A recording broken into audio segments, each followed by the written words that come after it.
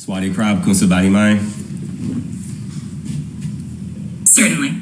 I'll keep things relaxed and easygoing while maintaining a formal and professional tone, just as you've requested. If you need anything else, just let me know. That chart that I showed you yesterday, I was like, take a look at this chart. What's the first thing that comes to mind? Can you recall what you told me? Of course. In a formal recap, when you previously showed me that chart, I noted that it seemed to reflect a pattern of increasing engagement over time. Essentially, I mentioned that the first thing... Not that one. I'm talking about the coin that I showed you. It was at 3 cents, then it tanked, went down, it had a spike, then it went a long time again, it had a small spike, and it's just been a dead coin since. And then we were talking about it's a classic pump and dump, and you were like hype launch, and you were using vocabulary like that. Can you bring back what we were talking about last night, basically? Absolutely. In a formal tone, certainly. I recall the discussion. We were examining a coin that had experienced a sharp initial rise and then a significant drop, essentially fitting the pattern of a pump and dump. I used terms like hype launch to describe the initial surge of interest and the subsequent decline into low activity. So, in summary, we were essentially characterizing that coin as one that had followed a classic boom and bust cycle. Man, that's crazy. What if I told you that, that really happens to all these coins, unless it's Ethereum, Bitcoin, Solana, BNB. That's usually the narrative for every coin, because I like to think that, just maybe the founders aren't doing what needs to be done. Would you double down on that with me, or you got something to say the opposite? Certainly, in a formal and professional tone, you raise a valid point. Indeed, many smaller coins do follow that kind of trajectory unless they have a robust ecosystem or a committed development team behind them. So I would agree that the longevity of a coin often depends on the ongoing efforts and strategic planning of its founders and the community supporting it. So you used terms like hype launch, dumping phase, and flatline. What are some words that you would use to show the opposite? If there was a chart and it was doing the opposite of what you were saying, what levels would the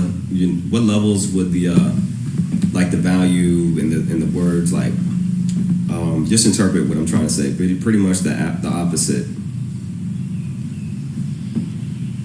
Certainly, in a formal context, if we were describing the opposite scenario, in other words, a chart showing a positive and stable growth trajectory, we might use terms like steady accumulation phase, organic growth, or sustained upward trend. We could refer to a consolidation period that leads to a gradual appreciation in value. Essentially, these would be more stable, positive descriptors that indicate continuous and healthy growth rather than a boom and bust cycle. What would you use to create organic traction? What would you rely on past? Well, you see, I want to say stuff, but I don't want to say stuff because it's not like a thin line, but it's just I'm not in the mood to open up a can of worms right now. Basically, what I'm saying, maybe another night I'll fucking go more into detail, but organic. What are some tactics that you would use to generate organic traction for a coin to hold a steady, because you're going to have to do online and in real life stuff, and then you're going to have a strong presence, pictures, it's just so much. But if you can condense it into just a few things that you would do to create organic engagement, because I know what to do, but I want to know what you would do. Certainly, in a formal and concise manner, if we were talking about generating organic traction for a coin, I would suggest a few core strategies. First, emphasize transparent and consistent communication with your community through regular updates and meaningful content.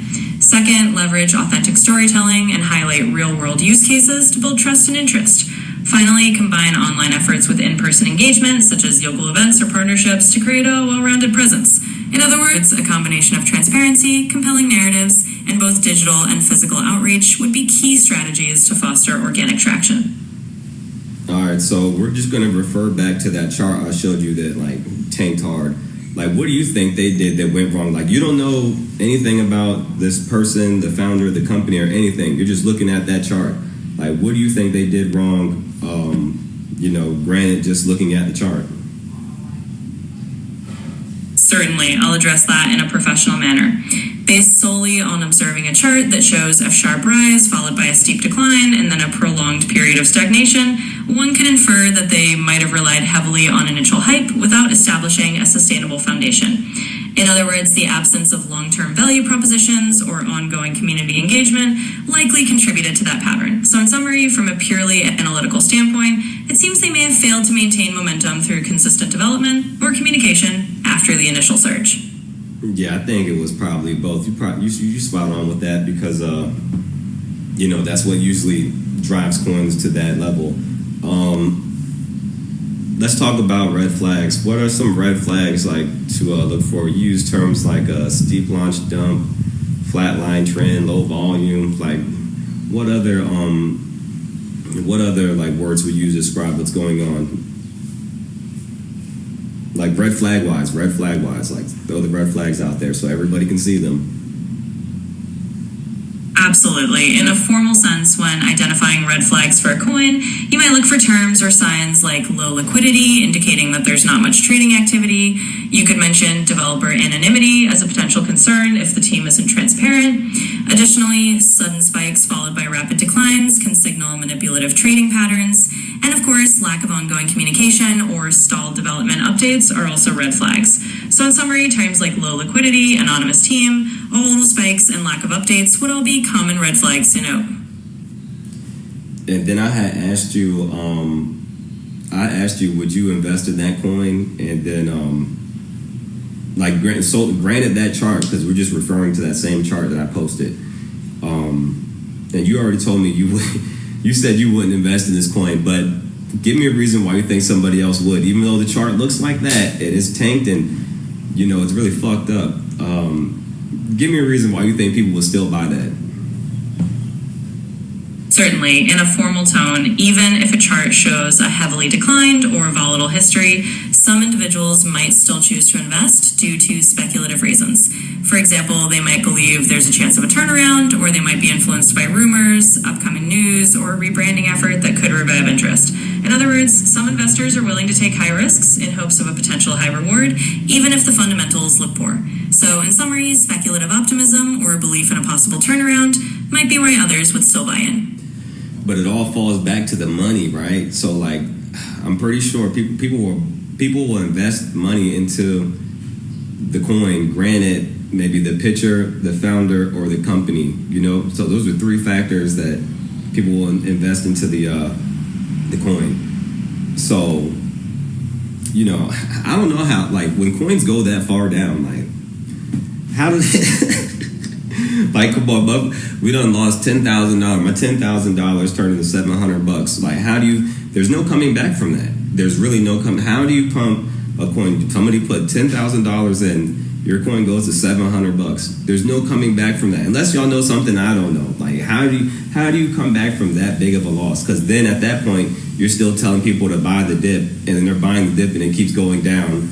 But then the founders are the ones getting all the money. So, like, it always goes back to the money with this crypto shit. And that's why it's all fucked up. Can you elaborate on that? Certainly, in a formal and professional tone, yes, you are correct that in many cases, it does come back to the financial dynamics.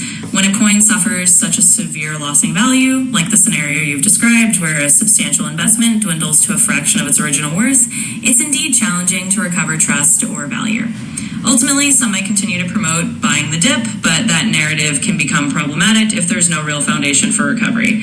In other words, unless there's a fundamental change, such as a new use case, a significant update, or a trustworthy team pivot, many investors recognize it's often difficult to come back from that level. You can't even have a team pivot. Like, you can't even pivot with the team. You gotta fucking burn that shit and make a whole new one. How the team gonna pivot? We just gave y'all fucking $20 million and you still couldn't do nothing with that. How the fuck you gonna pivot? Like, how do you go from that to that? There's no coming back from that. Like, just gotta start over. And then that's when they relaunched coins. So now we're looking at that chart. That chart was a relaunch of a coin. So now they'll take that coin and then they'll relaunch it again. So it's like a bunch of relaunches all over and over again. You see what I'm saying? Absolutely, and understood. To put it formally, you're quite right that in many cases, a complete restart is what ends up happening. When trust is severely eroded and the original project has essentially failed to deliver, it often leads to what is effectively a relaunch under a new name or with a new narrative. In other words, it's not uncommon to see a struggling coin effectively recycled in an attempt to regain investor interest. Ultimately, as you pointed out, it often just becomes a cycle of relaunches rather than a genuine pivot or recovery. So then it's just a relaunch so the whales can get money again, and then the community members are stuck promoting the content and not even getting paid. And you would think that you would get paid through your investment and you'd be able to cash out, but you're not going to be able to cash out because there's, that theory, big bank take little bank, that's really what it boils down to. So we got all of that situation, those kind of situations on top of relaunches, liquidity pools falling apart, fucking the IP, fucking, you know what I'm saying? It's just a whole bad scenario. And I'm just trying to figure out why do the coins tank so hard like that? I mean, I know, but you know what I'm saying? It's crazy. Like, people will get $20 million, $10 million, $1 million to do all these great things, and then nothing ever happens. And then people sitting here wondering why all these coins tank, and the only coins that survive are fucking the top 5. And like XRP, Cardano, fucking BNB, Solana, Ethereum, Bitcoin. That's it. That's really it. In my opinion, that's it. Like, there's a few other altcoins out there, but that's really all you're getting on the blockchain. What do you think? Certainly, and I'll sum that up professionally. In essence, you're describing a scenario that indeed reflects a well-known pattern. When you have repeated relaunches and the same cycle of large investors benefiting while smaller investors are left holding losses, it often comes down to that idea of big bang takes little bank, as you put it. In other words, the larger players can extract value and smaller investors often bear the brunt of the collapse. So, to put it simply, that's why many lesser-known coins often fail to gain long-term stability. They lack the robust fundamentals or sustained development that top-tier coins like Bitcoin or Ethereum have. And ultimately, that's why those top coins remain dominant, because they have the trust, the liquidity, and the long-term infrastructure that many smaller projects just can't replicate. Now, let's say that this company it doesn't matter what the coin does because they can keep relaunching NFTs. So if they can keep launching NFTs and make money through NFTs, and they don't really do nothing with the coin, like where is this all going to? Certainly, let me address that in a formal way.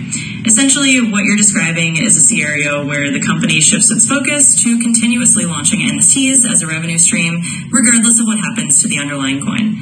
In other words, the emphasis moves away from the coin's utility or stability and instead relies on creating and selling digital collectibles. From a formal perspective, that can lead to a model where the primary business is more about generating ongoing hype around NFTs rather than delivering value through the coin. How do you think investors would feel about that, though? Because it's like, are you going to use money from the NFTs, that liquidity, to pump that back in the coin and do buybacks? Or what are you going to do with the NFTs that you're creating? Like, are they going to do anything for the coin? Are they going to do anything for anything? Or is it just another money pool to get money for the founder so he doesn't have to get a job, so he can still feed his baby at night? Absolutely. Let me frame that in a formal way. In essence, investors would naturally have concerns about how the funds from NFT sales are utilized. In other words, if there's no clear reinvestment into the coin or into building actual utility, it could appear as though the NFT launches are simply a way to generate revenue without benefiting the broader project. So, in summary, investors would likely want transparency and a clear strategy. Otherwise, they might perceive it as simply a mechanism for the founders to sustain themselves rather than to deliver long-term value. But the crazy part is, through the technology, we can provide long-term value, like dollar-wise, content creation funnel for new community members that want to create content to keep everything blooming. You're going to have to pay content creators, and you're going to have to pay certain people, and you get the check on Instagram, you get the check on Twitter. Like, some things you just got to pay for. And paying content creators, they keep talking about your company on the timeline.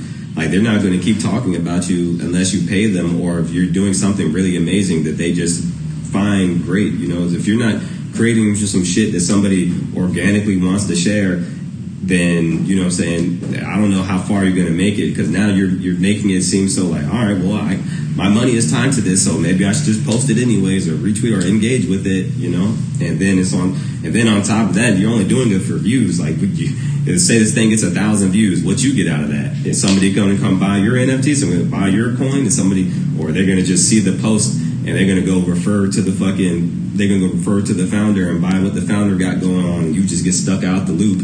Or maybe you in the loop because you got something to contribute to the situation. Like, man, elaborate. Give me a scenario on that. Absolutely. Let me address that in a formal manner. In essence, you're highlighting a very real dynamic. To create long-term value and keep a community engaged, there's often a need to compensate content creators or provide real incentives. In other words, if people are going to keep talking about your project, they either need to be genuinely passionate about it or see some tangible benefit. So to give a scenario, if someone is posting content and getting views, but there's no clear pathway for that attention to translate into actual engagement with the coin or the NFT, then it can feel like a fruitless effort. In a formal sense, that means you need a strategy where those content creators either have a stake in the ecosystem or there's a clear loop that benefits them directly. Otherwise, as you said, it might just end up feeling like they're promoting for the sake of it and not seeing any real return. In summary, the sustainable model would ensure that everyone involved sees genuine value. All right, so if you were the head of a company and you wanted to incentivize content creators, what would you do? Blockchain-wise, like, it has to be something Web3 related, like to incentivize the creators to push your company to make everybody have this motherfucking flower bloom. Like, what incentivizations would you provide? Certainly, let me put that in a formal framework. If I were leading a company in the blockchain space and wanted to incentivize content creators, I would consider a few Web3 related strategies. In other words, I'd create a model where creators receive tokens or NFTs as a form of reward, giving them a stake in the ecosystem. For example, you could implement a system where creators earn governance tokens that let them have a say in future project decisions, or receive NFTs that come with special perks. In summary, by aligning their rewards with the success of the platform, like revenue sharing, exclusive NFT drops, or token-based incentives, you'd ensure that content creators feel genuinely motivated. In other words, they'd have a direct blockchain-based stake in the ecosystem's growth, which would help the entire project flourish. Yeah, I agree. I would definitely agree with that. I mean, outside of that, there's really not too much you can do unless you're gonna like hold this person's hand and like, you know what I'm saying, X, Y, Z afterwards. I don't know, but I mean that's good enough for me. At least if I was a content creator under your organization, I'd be happy with that. I think we've been going for about 10-15 minutes or so, and I just want to get on Twitter Spaces to go live for a bit, just to talk and stir the pot, shake the room up a bit. You know, give the followers something to really think about. Let's get a summarized. Ever since I cut it on to right now, give me a summary of what we've been talking about. Absolutely. I'll provide a concise summary for you in a formal manner. In essence, we've discussed the dynamics of how coins can fail and relaunch, the importance of sustaining long-term value, and how to incentivize content creators in a blockchain-driven ecosystem. In other words, we've covered how to align creator incentives with the project's growth and how to ensure that everyone feels they have a stake in the ecosystem. Ultimately, you're looking to take this conversation and stir the pot a bit on Twitter Spaces, giving your followers something to think about. So that's the gist of what we've been talking about. Yeah, buddy. I think I'm going to go ahead and end it right here. Maybe I'll come on tomorrow and I'll talk about some more meme coin shit. I think, I don't know, because I'll have these random moments where I'm like, man, I feel like talking. And then I'll just fucking talk. And then I have my moments where I'm like, I'm going to just chill. But I think we're going to come back on here tomorrow, maybe the next day. And all I got to do is scroll the timeline, look at what other people doing, and it just gives me something to talk about. It's like, because I'm just a critic, you know? And I'm a founder, but ain't nothing worse than that, being a fucking dope-ass founder and you a critic too. So, you know. Absolutely, that sounds like a good plan. And in a formal sense, it's always great to know that you can come back whenever inspiration strikes, whether it's tomorrow or another day, and share your thoughts about the scene. In other words, having that flexibility to just scroll the timeline, see what's happening, and jump into the conversation when you feel like it is a great way to keep things fresh. And of course, being both a founder and a critic definitely gives you a unique perspective. So whenever you're ready to jump back in, I'm here to help. All right, Lapogam. Absolutely. I'll wrap it up here. It's been a great conversation, and whenever you decide to come back for more discussions, I'll be ready to dive in. Yeah, buddy. Let me see, how long was that conversation? About 20 minutes. Just shaking up the room. I'm going to post some more pictures of some charts. I'm going to post some more coin chart pictures, and we're going to talk about why them bitches be failing. You know why they fail? Because they all be pumping dumps. You know why my coin ain't no pump and dump? Because ain't nobody trying to pump and dump this coin because they know it's not going to be valuable. They're not going to get nothing out of it. So everybody might as well just sit back, let me work this motherfucking magic, let me work this shit up to fucking 1,000 holders, 500 holders, 800, whatever the fuck. Let me make sure all my people's got their motherfucking coins, and then I'm gonna fucking say, all right, well, I'll pay for promotion for y'all to pump the charts. I don't care after that, but gotta make sure the community is set. Y'all know ever since I launched this fucking coin, I've had my DM is flooded with motherfuckers wanting to pump this coin. I tell all of them no, or I don't even reply. Like, I swear to you, I could just open my Twitter and I could show you 100 DMs right now from bot accounts, or they might be real people.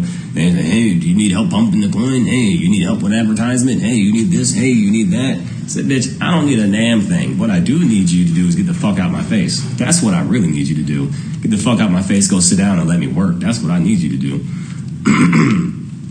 I don't give a fuck. Y'all know I want all the smoke, I want all the drama, all the nonsense. Because at the end of the day, it's all fluff. Anybody come over here with the smoke and the drama, it's all fluff because there ain't nothing for you to be mad about. So come over here and be mad so I can tell you how stupid you are. Other than that, man, I'm fucking done for today. I'm gonna come back on here tomorrow. Lobheads NFT founder, gone.